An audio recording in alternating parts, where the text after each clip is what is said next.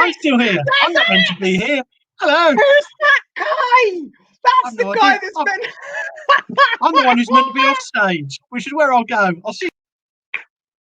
Oh, what a start to the show. This is nearly as good as the Lynn Ruth Miller episode, and that is an in-joke for all our regular viewers. Hello and welcome, and thank you for joining us once again. It is 8 p.m. It is Thursday, which can only mean one thing, that it is the Thursday show. As ever, please let us know where you are watching from. If that is Christy in Melbourne, if that is John in Birmingham, is that you, wherever you are, please in the comments let us know by typing away. Also, while you're there, give us a little like. If you're feeling incredibly generous, then please give us a share as well. What a week it has been.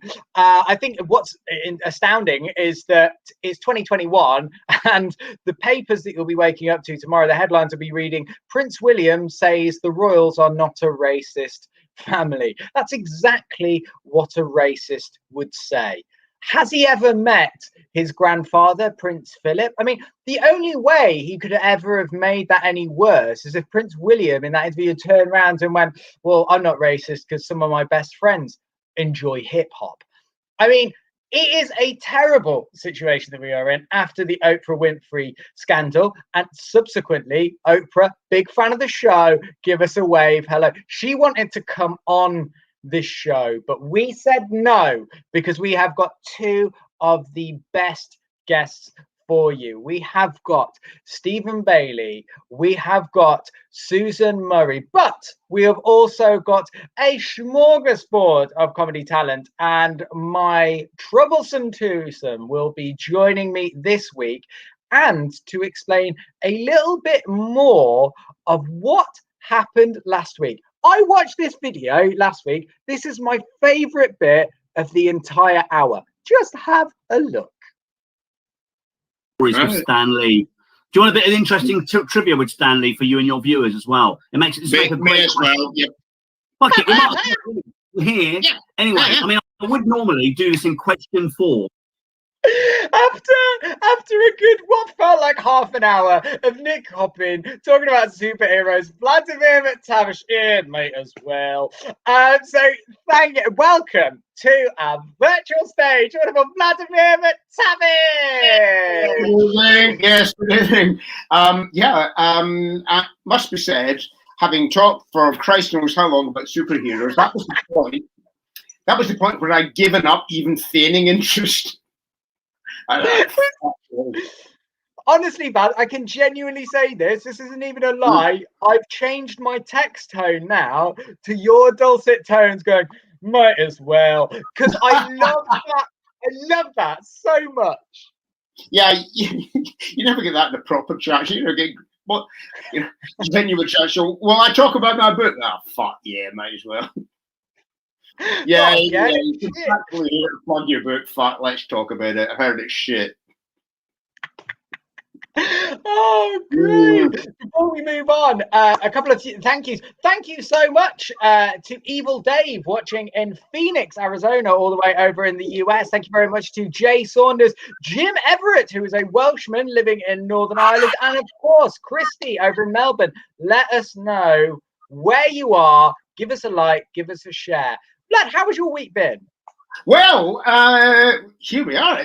We're a year into the whole thing, aren't we? A year into the pandemic. Yeah, and we're in the third lockdown. In fact, we're in day 75 of the third lockdown. I'd like to say it feels like Groundhog Day, but then I said that yesterday, and the day before yesterday, and the day before that. So, if anyone out there has been asleep for the last year or has missed it, I mean, here's a kind of a quick rundown of the best highlights of the last 12 months, right? In March 2020, a bunch of posh yars coming back from a skiing trip to Italy bring a deadly virus into the UK, which goes on to kill more than 100,000 people, most of whom have unfortunately never been able to afford to go skiing themselves. Also in March, Boris Johnson said there's no need to panic, no reason to shut pubs, and he intends to get to the bottom of the toilet roll crisis. A week later, Boris Johnson decides to shut pubs, but says, don't worry, he'll send coronavirus packing in 12 weeks. In May, having failed to send coronavirus packing, Boris Johnson decides the only way out of the hole he's dug himself is to pretend to have the virus himself.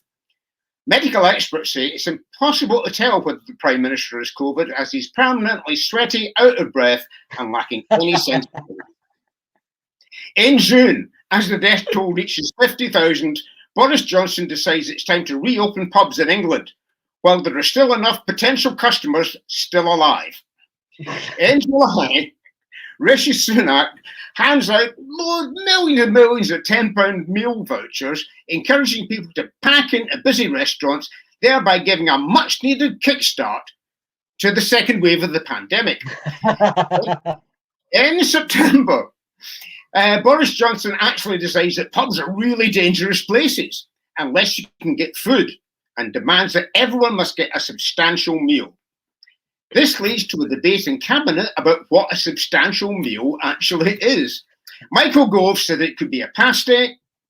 Matt Hancock insists it must be at least a pasty and chips. This leads to a widely held misconception that chips actually prevent the spread of COVID. In November, COVID denier Donald Trump catches COVID and then loses the US election, but refuses to accept defeat. Rather than hand over power, he spent all his time on the golf course. So, very much like Adolf Hitler, his career comes to the end in a bunker. Yeah. In December, the vaccine is rolled out, but many people are skeptical. The internet is full of batshit crazy conspiracy theories. One of these is that the vaccine might contain chips. Matt Hancock said this means the vaccine can actually be considered a substantial meal. In January, there are revelations that friends of Dominic Cummings have been given millions of pounds in government COVID-related contracts. The only thing anyone finds in any way surprising about this is that Dominic Cummings actually has any friends. In February, as the death toll reaches 120,000, someone points out this is roughly the same as the population of Blackburn. Matt Hancock says, well, when you spin the figures that way, they actually don't seem too bad after all. In March, as we approach the first anniversary of lockdown, here we are, back in lockdown. I'd be tempted to say it feels a bit like Groundhog Day, but then I said that 12 months ago. Outstanding, genuinely incredible, and the love on the comments is so strong. Please keep those wonderful comments coming. Don't forget as well, while you are there, the show is free to watch, but it's not free to make if you're feeling super generous. There is the link down there at the bottom. If you can donate, please do. We say the average cost of a donation is the price of a rent, and as I always say, I live in London, so that's about £10. Vlad is going to be shaving himself for the show later on by the generosity of Christy Shields. But you know what? It's not just me. It's not just Vlad. We need to introduce a man who Prince Philip described as the black sheep of the show. And then we said, that's very, very racist, Prince Philip. Let's welcome the wonderful Jay Sodagar. There he is. I'm there. I knew he was going to do that. I knew he was every time. Oh, bless him. So, look, listen, that was brilliant, Vlad. That summed up the year beautifully. Apologies to anyone looking in from Blackburn. I've done gigs in Blackburn. I've done gigs in Blackburn. I agree. But hey, look, let's look at let's just address it as it is. People might be tired of hearing this subject, but the Harry and Meghan interview came on this week, and I wasn't one of the first ones to watch it. I actually wanted to avoid it, but then everyone had this big hoo-ha over it, and I watched it. And to be perfectly honest, the whole kind of thing was this not necessarily implied racism, but it was implied that the racism is towards Meghan Markle. Now, I actually think, and I have proof, that I don't think the racism is purely directed to Meghan Markle. I reckon half the racism actually comes from. The reason why the Queen or whoever, whichever royal asked that question about, what color is the baby? I don't think they were talking about skin color.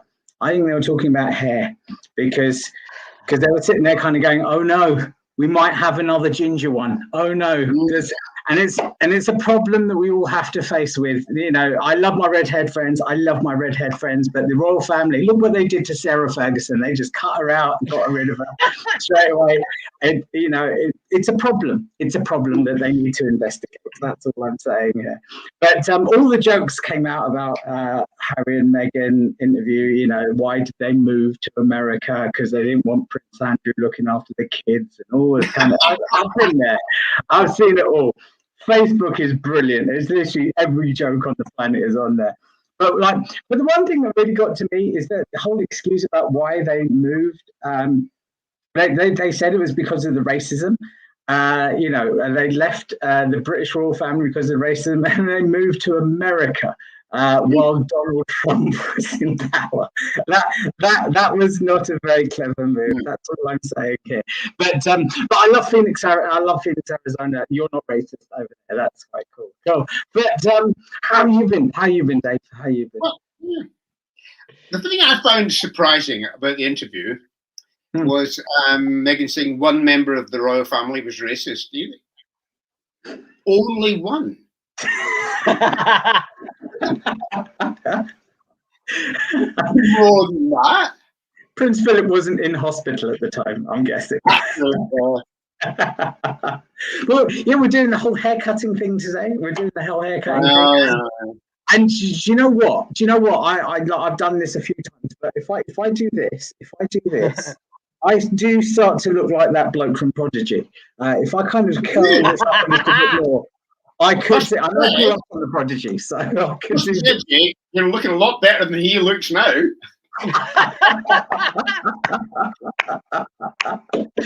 Yeah, no, I can see it. Let's look at my hair. It's just so lovely blue. Yes, no, I think he's got grey as well. I think he's the whole skin, complexion, everything's grey. That's all. But yes, well, like we keep on saying, we are going to get to the haircutting right at the top of the show. So please stick around for that. We want as many people to see our being as shorn as possible. So please share this link. Give us a like. Give us a comment like Jamie, Jim, Christy, Jay, and Evil Dave have already done within the first 10 minutes. But you know what? It's not just us three stooges. We have an absolute smorgasbord of talent with us today. And our first guest is a comedian. She's a promoter and a plane crash enthusiast. Don't believe me? Have a quick look at her in action. What flight doesn't? When you've been on a plane and the pilot comes on and goes, I've got a really bad feeling about this one. And I am now convinced I'm going to die in a plane crash. It's going to be like a self-fulfilling prophecy. That's exactly what's going to happen, right? As the plane is careering into the ocean, I'll be there going, I wonder who'll play me. And I went on a friend of mine is an air hostess. She trains cabin crew, right? And I realised, like, in a kind of catastrophe situation, you ask if there's doctors or army people, people who are useful in a disaster. And I realised I've got no transferable skills whatsoever. Seriously, I couldn't even do morale. Do you know what I mean? If we're bobbing in the ocean in a raft, I'm the one there going, I knew this was going to happen. And you can never tell if a pilot's mental, can you? Well, that's suicidal business, right? I've got a little technique, right? You can take this with you, right? If you ever get on a plane and you get off the steps, right? Just lean into the cockpit and go, mana, mana. And if they don't come back with, get off the fucking plane.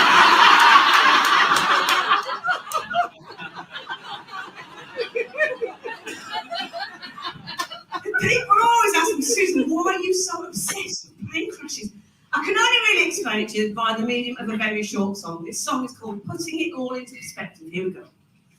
Poor pilot training and some human error, exploding fuel tanks that fill you with terror, bird strikes and lightning that damage the wings. These are a few of my favourite things. Dodgy wiring, mental fatigue, Semtex in a bag, Suicide pilots, now everyone's dead. My day doesn't seem so bad.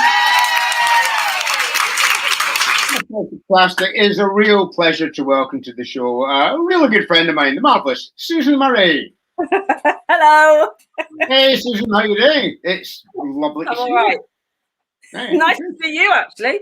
Nice to see anybody I normally work with. Do you know what I mean? Oh, God. I know. I'm really missing my work friends. Well, that's the thing I miss most. I mean, I miss the gigs, but you miss just seeing your friends, don't you? Absolutely. Backstage banter is the best banter in the world. That's where the funniest stuff happens backstage. It's not on stage, I can tell you for sure. Yeah, and it's just I just like hanging out with comics. We're good people. We're a good laugh. You know, dark. You know, brutal. All the stuff that you're not meant to be. But oh well. So it's lovely to see you. Yeah, well, lovely to see you. And I mean, how you? I mean, apart from the fact that we're missing gigs, how you been coping with the last? Well, it's a fucking year now. I keep on saying the last few months. It is a year, isn't it? I've been all right, really. I'm quite.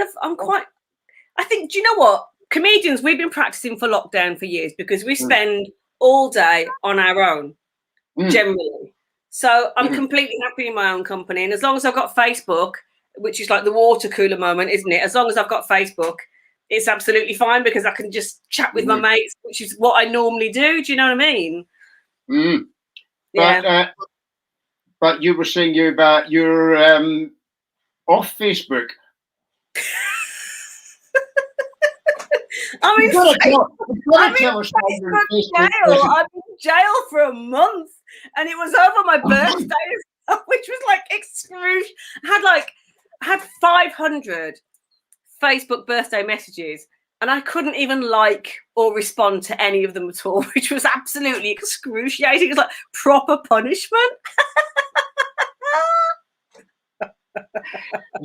And it was all about a neighbourhood group where someone had left a dog shit in the pavement.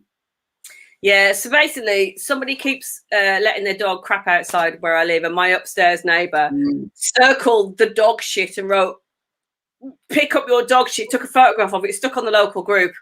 And then somebody under that put a Reddit video of a man in America shaming a woman with a loud hailer going, "Pick up your dog mess from my yard." And I put underneath it, "Dirty bitch," and then I got a month-long ban. Sweet. Yeah, I share your pain. We had a guy who his dog was shit right outside our house. In fact, we had a dog shit on the corner of our street in January of last year, and it was there for the whole month. Wow, that's wonderful. The fact that you actually remembered it. Well, Did it go white? You stay in our house. You know, it's quite a nice part of Edinburgh. Yeah. You don't get much dog shit, and this dog shit, it was the whole of January, and it wasn't cold. It was wet and mild, and this dog shit, it was like a perfect dog shit. It was like the emoji of a dog shit, and it just stayed there for a month. And it was almost like a joke dog shit from a shop. Well, I eventually thought it might be a piece of conceptual art that the council just left there. Should have been charging people £2 to look at it. Did it go white as an homage to Arthur Smith? You know, like his old white. Oh yeah. Well, it might have done, but I actually had to leave to go to Australia, and by the time I got back 6 weeks later, the dog shit had gone. Or it had been taken into the Tate Modern. Yeah, exactly. Yeah. So I'm loving your whole obsession with plane crashes. I mean, are you genuinely a nervous flyer, or are you? I've made myself a nervous flyer because I've watched every single episode of Air Crash Investigation, so I know I can't unsee it now. And I can't stop watching it because I'm completely obsessed. And I know all the things that can go wrong. So I ended up, I had to go and do a fear of flying course. And it just happened to be in conjunction with writing my show, How Not to Die in a Plane Crash. That was taken up to Edinburgh. So it was good because it meant I could put that in as tax deductible because it was research, but I needed to do it anyway because I was like proper scared. Yeah, so you actually did a whole show, How Not to Die in a Plane Crash. Do we have the publicity shot for that? I don't know, do we? No, it's a good. This is my birthday cake that I had made last week because there's a girl who lives near me. She does cakes, and I went, "Can you make a plane crash one?" And she's a punk rocker. She went, "What do you want? All death and destruction?" I was like, "Yeah." And she's like, "I loved making it." So you can see this plane's crashed into the sea. All right, yeah. But, you know, they still do go on fire when they crash in the sea, but there's only a little bit of fire where the engines would be. So she's done it quite accurately, actually. Yeah, the fire goes out quite quickly, I would imagine. Next year, obviously, for your birthday, to commemorate this year's birthday, she's going to have to make you a cake that looks like a massive dog shit. What flavour do you want? Yeah, I love flying. I love long haul flights. And, Really? Yeah.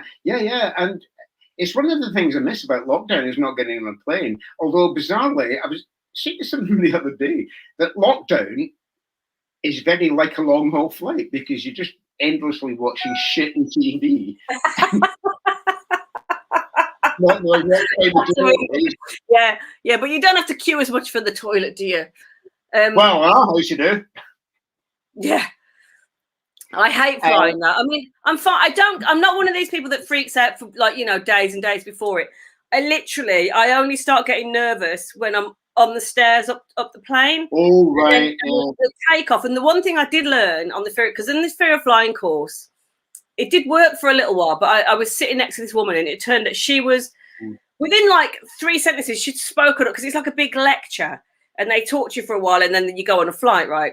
So they have like various people, pilots and blah, blah, blah. And they just basically, I can sum up the whole lecture for you, which is, what are the chances? That's really what they just keep saying. What are the chances? And you just think, well, someone dies. Anyway, this woman was sitting next to me. She let it be known that she was a vegan. She was claustrophobic, vegan, and a therapist, which meant that she was scared of small spaces, meat, and real jobs. Yeah. So we went on. But the bit that freaks me out, right?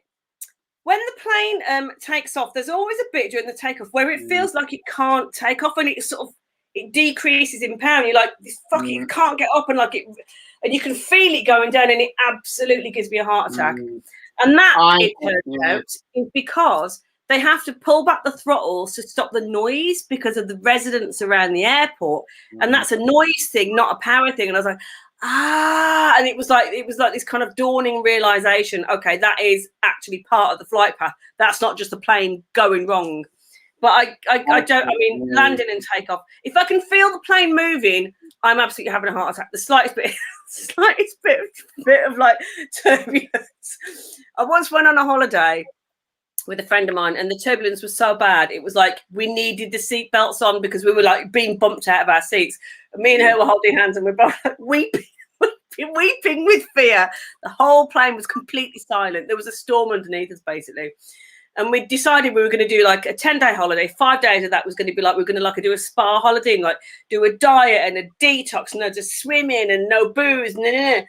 We landed and drank about 6 bottles of wine as soon as we got to where we were staying. Like, I need to drink. I nearly died. We nearly died in a plane crash. I need to drink away the stress. Oh God, it was horrendous. Yeah, I've only had one horrific experience. It is myself and my wife, Christian. We'd been to Mallorca, and have you flown into Edinburgh, Susan? You know that you fly over the river. Yeah. Right. Pretty much fly over our house. You can pretty much see our house when you fly it. And we were quite high up, and it wasn't too bad. But we looked out the window, and Christine said, "Oh, look at the river. It's really choppy. It's really..." And there were massive waves in the Forth. And the lower we got, the more we started shaking about. Yeah. The whole place started shaking.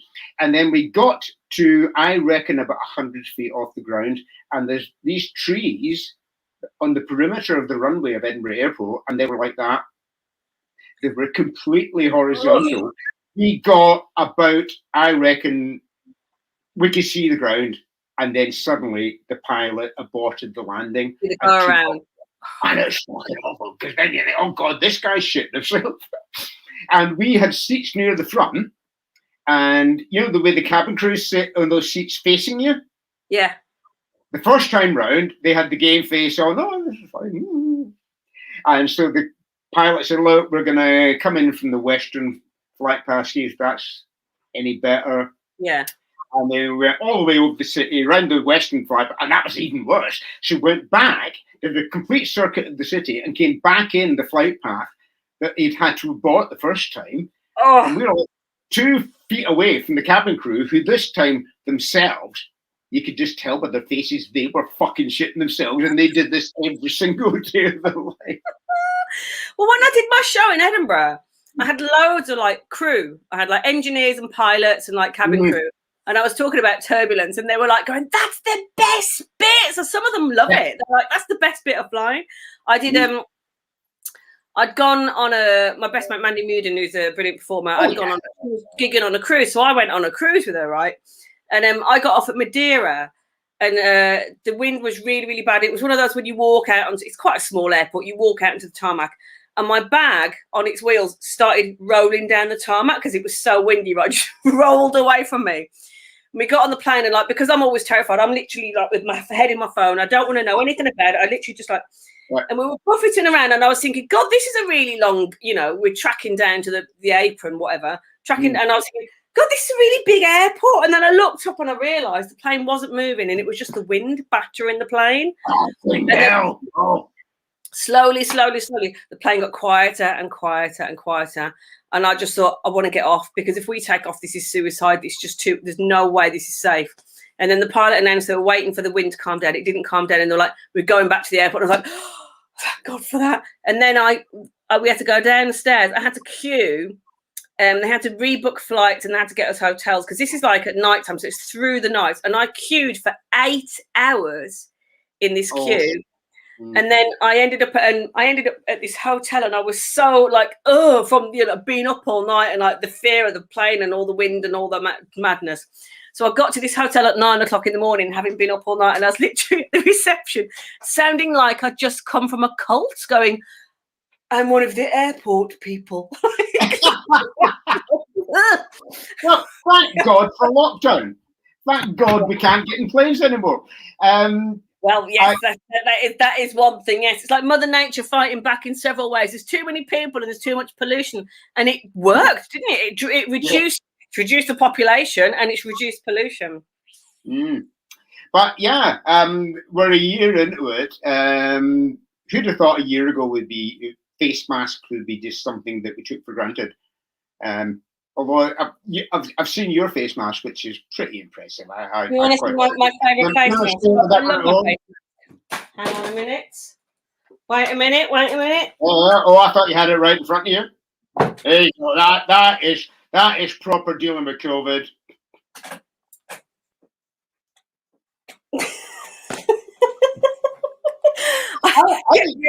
I get really, really, really annoyed when people aren't wearing, or they're wearing them, the chin mask. I call them NMCs, no mask cons. And I was, it's always, I had to stop, like, it's always buses and sub post offices, isn't it? They're the worst. So you can see the kind of glamorous life I've been leading, Paul. And I was in one of my local post offices. This is when I had to stop going into shops, because I was in the post office and there were like 6 people. No one's wearing a mask. Not even I'm literally the only person. And then I turned into this woman. Oh, well, anyone would think we weren't in the middle of a second wave of deadly global pandemic. What? 2 first-class stamps, please. I mean, it's like ridiculous. I just have to stop going in. And but I've got a little game that you can play, right? This is called mask ventriloquism. And what you do, with people no masks, right? You stand there like that, and you don't move this part of your face 1 millimeter, and then you shout in a really loud voice, "Wear a mask, you silly fucker!" And then go, "Who did that?" Oh, it's brilliant. And I think the other thing is that we've all had a kind of do different jobs. And I know you've got a different job that you can't talk about. We won't talk about that. No, I'm not allowed to talk about it. No, don't worry, folks. She's not. But I did some work in a vaccine centre. I did work at a vaccine centre, and we had a blue van drive past us going, "It's all a hoax," and I was like, "We'll give yours to someone with a brain." Like, and it's like really, it's really interesting working there, and I've really enjoyed it. But conspiracy theorists. Oh, so I haven't got COVID. I've had my jab. Perks of the job. The conspiracy theorists really annoy me. I've literally got no time for them anymore. And the one, my favourite is the Bill Gates one. Like, Bill Gates wants to put a microchip in the vaccine. You just think, does he? Good. Yeah. If I've got an extra 8 gig of memory, I might be able to remember where I've left my car keys. Well, that's right. And also, Bill Gates knows where the fuck you are anyway. Why would Bill Gates give a shit what I do? Well, it's also or anybody else. It's the people who share conspiracy theories on Facebook. Oh, so everyone knows Facebook knows where you are. Yeah. But you've still been running, because you run, and I'll plug it endlessly, one of the best gigs in London. I love. If you're watching from London, Susan runs a marvellous Red in Walthamstow. Gorgeous gig. But you've been doing an online version of that, haven't you? Yeah, and we've got I had Russell Kane on my last one. Oh, you missed that. Sorry. We've got one more booked in at the moment. I've got on the 18th of March, I've got this, listen to this for a line. I've got Paul Foote. Brilliant offbeat, oddball cult comedian. I've got Mary Bourke, who is like kind of like a Serbic Irish angel who's absolutely hysterical. And I've got up and coming rising star. He's going to be huge, I think, isn't he? Scott Bennett. Oh yeah. Well, that's a great bill. That's an amazing lineup. And is it the same website as it would for your normal line? It's Red Imp Comedy Club. It's on Facebook as well. We've got a page there, of which I can't really post on because I'm banned at the moment. So I have to get someone else to do it for me. It's really annoying trying to promote gigs when you've been banned from one of the biggest social media sites. Only 11 days to go and I'm back. All right, back in time for the next gig. Yeah, after that, oh God. All right. Listen, Susan, we have, I think we've gone a wee bit over, but it doesn't matter. Who cares? We're here. Too interesting. That's the problem, Paul. Because as you know, there's some really daft stuff happening later on, but it's been an absolute joy to have you on the show. It really is. Oh, thanks, your face after so many months. Oh, look at your hair. It's like you look I know, well, this is why that's who's really gone astray. Yeah. No matter how bad this cut my own hair is, I can't make it look any worse than it looks I can think of a way. But that's because I'm evil. Yeah. Well, listen, thanks a lot, Susan. I'll hand you back to Dave, and see you in a few minutes. I think Susan is absolutely right. Look at that hair and make a note of it for a very short period. Going bald soon. Thank you ever so much to all of the people that have been commenting. Jay Saunders, loving the comment about the therapist, Jim Everett, Christy, Mike, and Jude. Don't forget, you can still keep on commenting, and it's not too late to donate. There is the link right at the bottom of the screen as well. But there isn't just one fantastic comic on tonight. We have got wonderful star of Live at the Apollo, the stand-up sketch show, and of course, Celebs on a Farm, which we'll link back to later on. It's the wonderful, the incredible, it's Stephen Bailey. Thank you.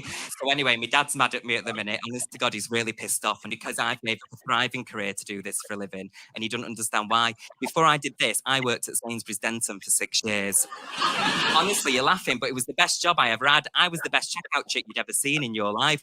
The queues to my checkout were longer than the queues to get in here tonight, which is disappointing. And I think it's because the old biddies really loved me. I had regulars like Doreen. She'd come in every Wednesday at 10 a.m. like clockwork after being to doctors, being a hypochondriac. And we just have the best banter. She'd be like, "Oh, Stephen, who have you been shagging this weekend in the gay village?" I'm like, "Dory, you're fun." No, Well, you've got to be honest with the elderly, innit? You don't want them to die on a lie. It's bad karma. Oh, this is going to be brilliant. Ladies and gentlemen, please go wild, go crazy, and give it up for the one, the only, Stephen Bailey. Hi, hello. Hi, Jay. How are you, Stephen?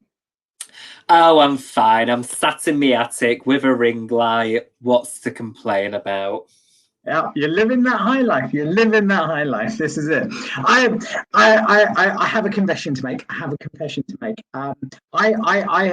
not seen Celebs on the Farm. Don't shoot me. I had not seen Celebs on the Farm. But ever since I spoke to you earlier this afternoon, I've literally been binge watching every YouTube clip of Celebs on the Farm all afternoon. And I have to say, it is like genuinely one of the sweetest shows I've seen. It is a bit like I'm a Celebrity, Get Me Out of Here, and The Apprentice mixed together. It's a brilliant little show just to watch them do all sorts of things. I do have to say, while I'm on camera, in case anyone wants to check my internet search history, there is a clip called Cheryl Hole Gets Wet. Okay, now that's a scene from Celebs on the Farm. That is not something dodgy, just so it's all nice and clear out there. But it's brilliant. It's absolutely brilliant. Yeah, what was that? Sorry. How did you get the gig? What happened with it? So it was just that typical thing of being like, you know, you meet all these people, you go into these meetings, they tell you you're amazing, we should definitely do something together. And then you never hear off them again. Well, this one I did, and it took like 5 years. And they were like, because what they always say is they always go, we just have to find the right project for you. And you're like, I got to tell you, right, my favourite. And then with this, I actually got a phone call 5 years later, and they were like, we finally found that goddamn project. And I was like, sat on a train station, my gig had been cancelled. I was like, please don't let this be a lie. And it happened, and like you say, it's just such a sweet gig because, you know, we're only a little show. We're just tucked away on MTV. So we're allowed to learn. We're allowed to get it wrong. We're allowed to be rude. And it's just fun being out in the fresh air, really. Oh, that's the beautiful part of it, and the fact that you can be quite rude and stuff on it, and it is brilliant to watch. It is sort of like the stuff that's like been edited out of all the other shows. It's such a sweet show. You did it on the ranch, so you must have gone over to the States and done stuff out there. What was the biggest difference between like the American celebrities and the British celebrities? Well, actually, we had a mixture on the American one. So we had half American, half British. So we took British celebs with us. And I think the thing was like, this show, you know, it's a low budget show. So you don't have time to reshoot. It doesn't have time to be contrived or produced. So everything you see is real. And actually, like you said earlier, it's like, normally our show would normally be the outtake show, like the outtake. we keep in the outtakes and just get rid of the stuff that actually make the show, which I like. And the thing with Celebs on the Ranch was we went to a real ranch in the middle of nowhere. The nearest shop for food, for groceries, was a 4-hour drive away. The ranch was an hour drive away from the main road on the dirt track. And we were with real cowboys that had never met gay people, and there was me, Bobby Norris, and Louis Spence. It is a revelation because I did East Coast to West Coast, and I travelled. I Greyhounded it, and we had cowboys on the coach on the Greyhound, literally playing songs. Like, you know, this is like 3 o'clock in the morning. They were playing songs. It was just an amazing place to be. So it must have been all sorts of shenanigans of sort of like hands up, sort of cows' butts and all that kind of stuff. And it's like, I after a while, do celebrities just go, all right, I'm going to eat another Wichita grub? Is it a bit sort of like, okay, now I've just got used to like the glove? So the thing is, like, we had Lady Colin Campbell, who's royalty, who has done the jungle. We had Malik Thompson Dwyer, who's done the jungle as well.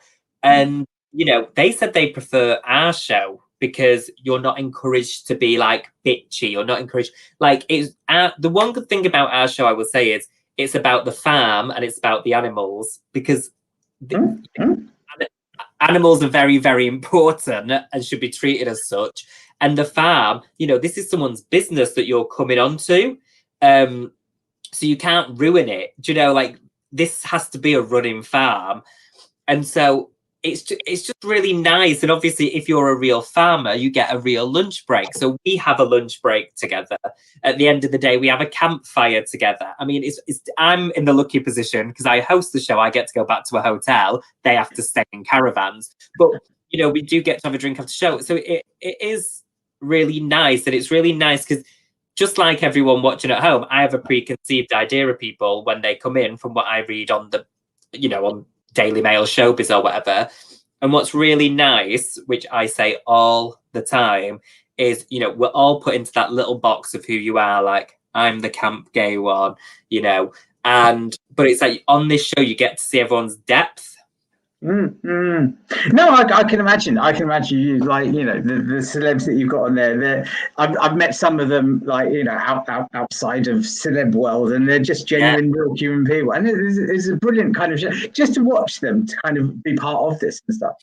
But yeah, no, this is awesome. And look, lockdown has been a bit of a shit, hasn't it? Lockdown's been horrible. How have you been during lockdown? What have you been doing during lockdown to keep yourself entertained? Fine. I was kind of one of those people, and I'm not ashamed to admit it, where in the beginning I thought we'll lock down for 6 to 8 weeks and then we'll be back to normal.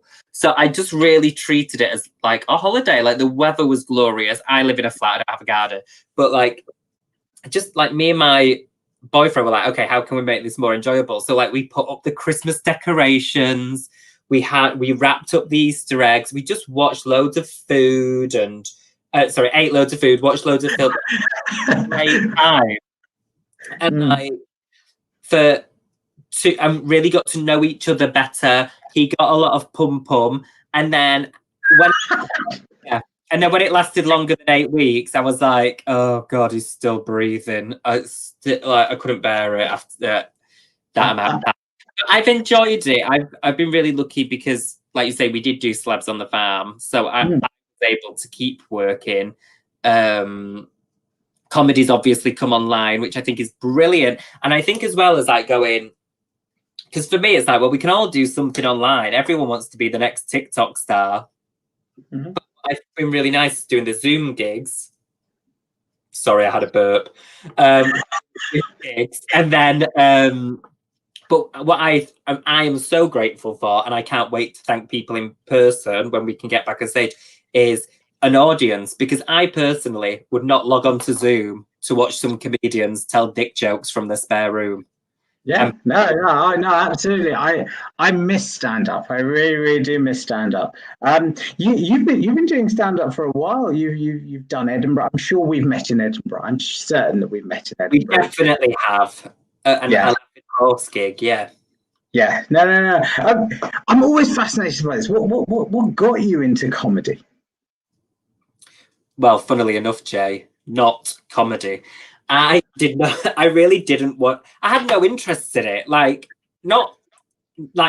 It just wasn't in my realm. My realm was, you know, gay bars, Buffy the Vampire Slayer, Charmed, and earning a living. I love Charmed. Everyone should love Charmed. And I never really wanted to. It just didn't cross my mind. I never went to comedy clubs. It was just not on my radar. And then I was working behind the scenes in TV as a runner, and I really wanted to be a TV presenter because I really loved Holly Willoughby when she did Extra Factor. I thought, God, this bitch is having the best time of her life. And I'm here fetching people coffee. And so then I was like, right, I want to be a TV presenter. But then I was like, oh my God, like when you're working in TV and you meet people like Steve Jones and Rick Edwards, you're like, they're fit as fuck. Like, and I am not. I mean, don't get me wrong. I'm a gorgeous, cute darling, but I'm not fit as fuck. But I was like, oh my God. And so my boss at the time was like, and I was like, oh God. When I had the realization, I was obviously very dramatic watching Vampire Diaries at my desk rather than doing any work. And I was like, oh my God. And my boss was like, well, you are funny. Why don't you do stand-up? And I was like, why don't you do bloody stand-up? But and then it kind of, I sat on it for a year. I probably could have started a year earlier. But I really sat on it for a year. And then I was like, All right, I'm gonna give this a go. Yeah, and you've had huge amounts of success because I've seen like all sorts of reviews and stuff in Edinburgh, and you were in the Amused Moose Comedy Award. Is that correct? Yeah, I mean, I can't get nominated for a goddamn Perrier or whatever they're called, but the Amused Moose, that came a knocking, and I was very happy to take it. Do you know? And I was kind of glad I was nominated for that because I used to do Taekwondo as my teens, and I got to black belt, and I did win a big trophy for being the best newcomer of the year I joined. So when I didn't get it for comedy, and arguably I'm better at comedy than I am at Taekwondo, it was very offensive. What I mean is everyone works so hard and everyone deserves to be nominated.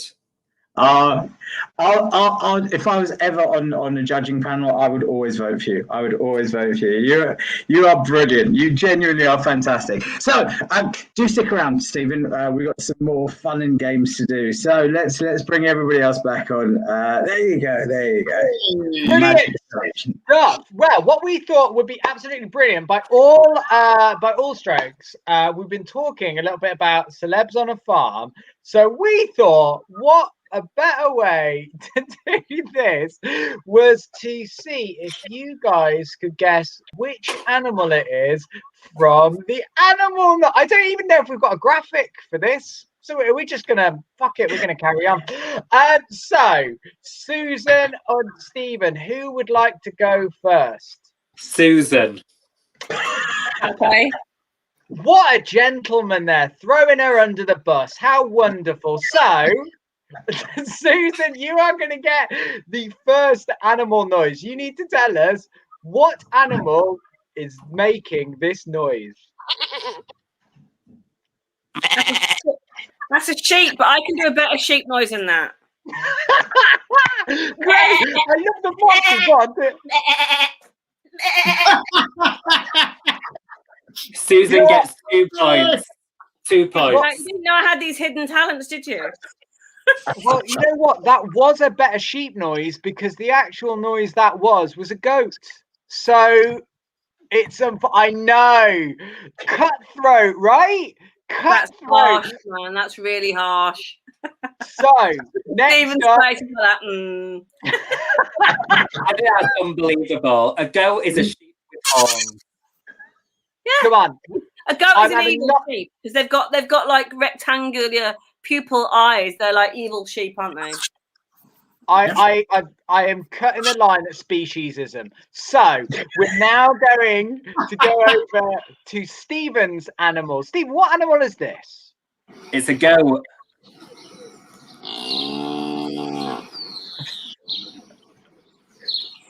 I really don't want to win this. I think I know the answer. God damn it. Is it a horse? I stand by my answer. That was actually Jay after a very big meal. So unfortunately, you've lost that. So it's a cow. So we're on 0-0. Let's step up here. Susan, you're next.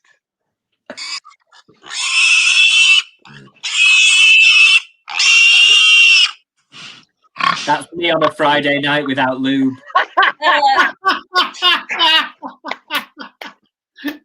I think that is Boris Johnson. Well, you know what, Susan? You are kind of right because I know I am. I know exactly why I am. A little hammy pig. Rolling around in shit.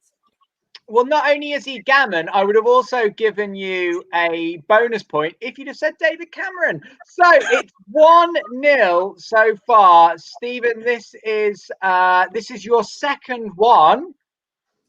Yeah.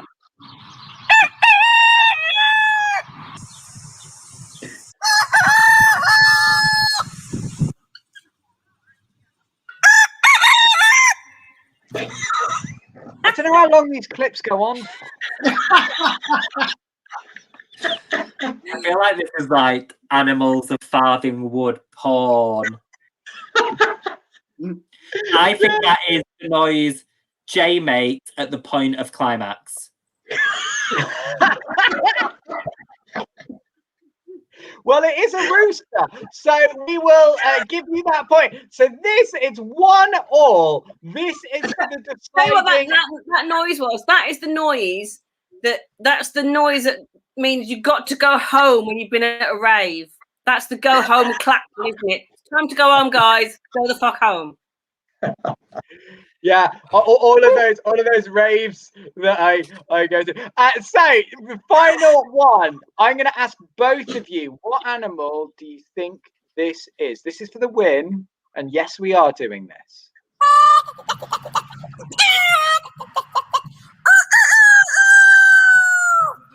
Isn't that what you just did? I think it is exactly what we just did, but we're going to pretend that we didn't. What are you playing? I'm not playing diddly squat. Here are my hands. This is the weird tech guy that you saw earlier on that looked like a shaved mouse. What? It's all of them. All of them. So you're going to say all of them, Stephen? What would you say? None of them. This has turned into a philosophy slam. We're now going to see what animal that was.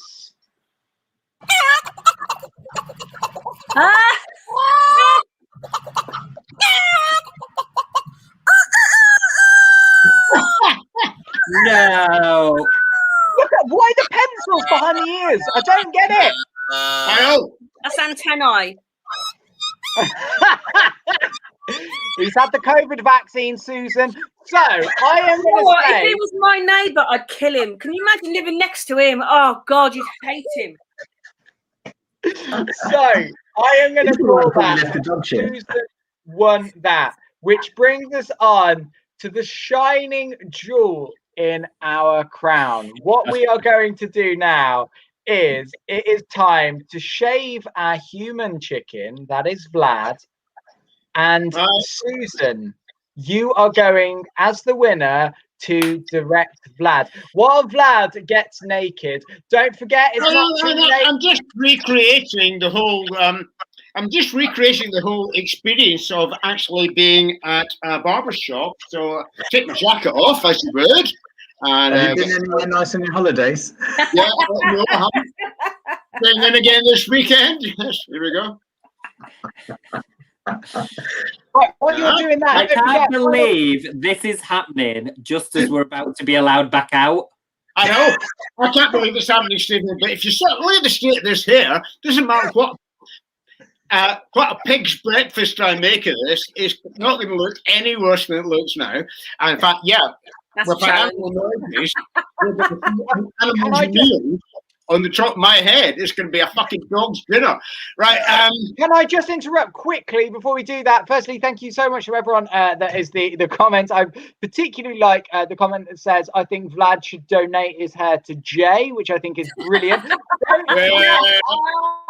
It is not too late to donate. The link is at the bottom. The huge production values that go into this show. We've got to pay the human chicken man. Wallpaper to go up. Susan had to pay for that wallpaper. Vlad has had to pay for those radio and my lights and my cheers and that. So the final thing that I would say is I'm going to turn my lights off so it's more like a floating head here. I think we'll take the guard off. It's down to 0. I can do it on 1. Do it on 1. No, have you got like a 3? All right, I'll do it on 1. You're a friend. I know what I'm going to do. So you need to have it. I think you should have it a wee bit longer, actually, because I don't want to ruin your life. Now, it has to be said, the rules are it's just going to be round the sides. I'm not going over the top because that could take all fucking night. We've only got a minute here, Susan, and at the end of the minute, you'll hear this sound. Okay. Now, I might actually decide before a minute that this is getting out of hand and just do that. See, I think what you should do. I've just remembered I'm right-handed. Okay. Yeah, What you should do is put it there And Yeah. just give yourself no, in the middle. Oh, something in the middle. Yeah, I got the middle. Not Right, with that. over the ear. Fucking it. All right. Not the ear itself. And Not then the ear above itself. that bit. And then above that bit, next bit up. It's just using the damn camera as a mirror.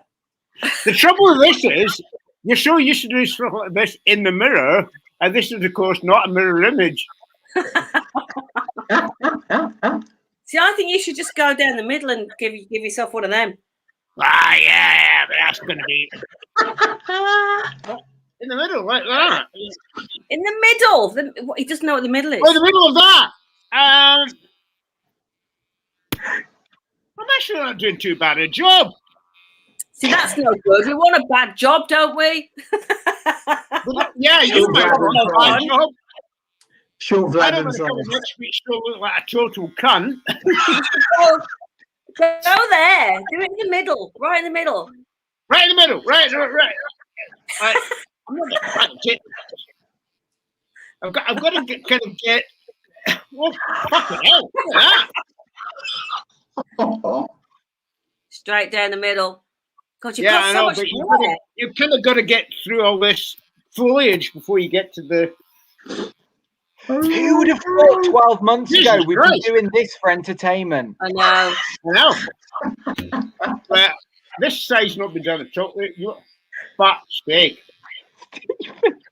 See, the ridiculous thing about this was my idea. I'm now doing it left-handed.